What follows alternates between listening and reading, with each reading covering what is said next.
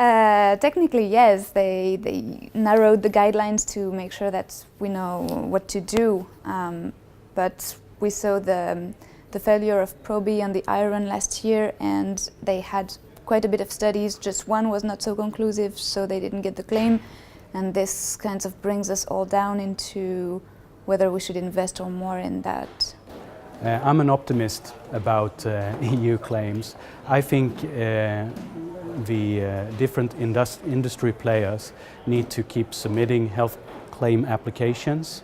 We need to look at more generic health claim applications, but we also need to keep on looking for a way to engage the authorities in EU. I believe so. It's not easy, and I think we have learned a lot over the last year of what the Commission is willing us to do.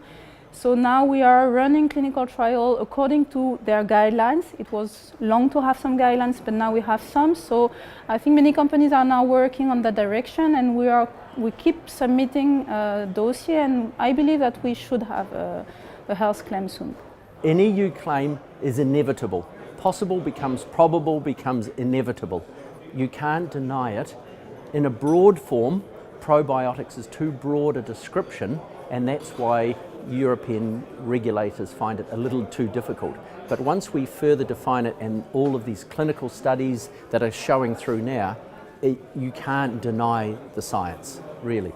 Getting the number of studies that EFSA feels is a requirement for proof of providing health benefits has become more achievable than it was before, because we're now properly designing clinical trials. And DuPont does a really good job of putting together clinical trials that focus on those endpoints of interest.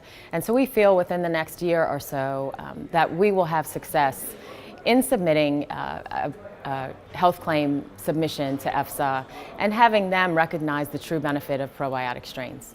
So we probably will submit within the next year, and we hope that we will have success, but we do feel like this is an achievable task that we can accomplish fairly soon.